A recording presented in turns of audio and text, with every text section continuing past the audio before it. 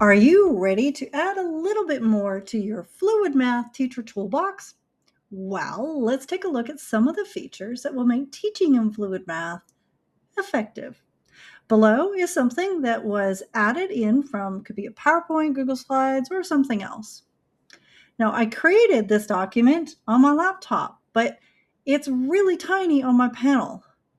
Why is that? Well, that's because your laptop is so much smaller than your panel. So when it comes in the size it was on your laptop.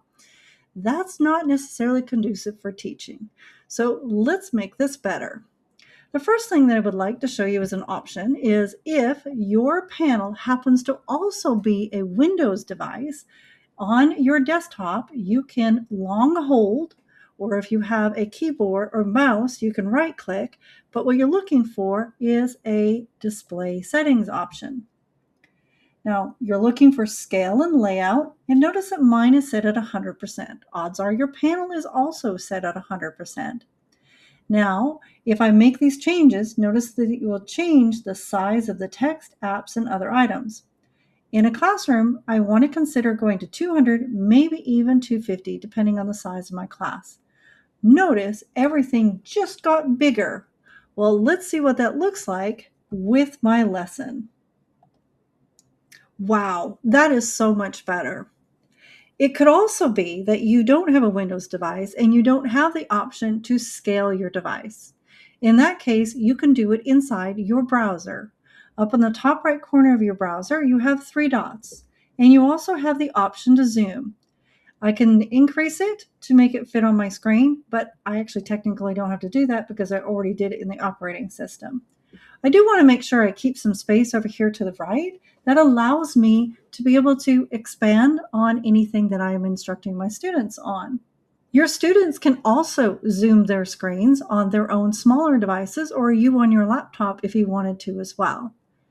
On a keyboard, you can hit Control plus or Command plus and minus to zoom. If your keyboard also has a trackpad, you can actually use 2 fingers to zoom or reduce the size of your screen as well. Something else that I want to highlight is if you're at a panel and you can't reach the top menu, or perhaps your students come up to the panel and they can't reach the top menu either, which means they cannot change from draw pen to select or other items. Well, there happens to be a floating toolbar built right in. You can find it in the 3-dot menu of FluidMath, and you can see that I have 2 options here. I have a tool palette and a pen palette. Let's go ahead and open both. So I'm selecting them, and you can see that I have the pen options in both, but in the tool palette, I have more options, including even more.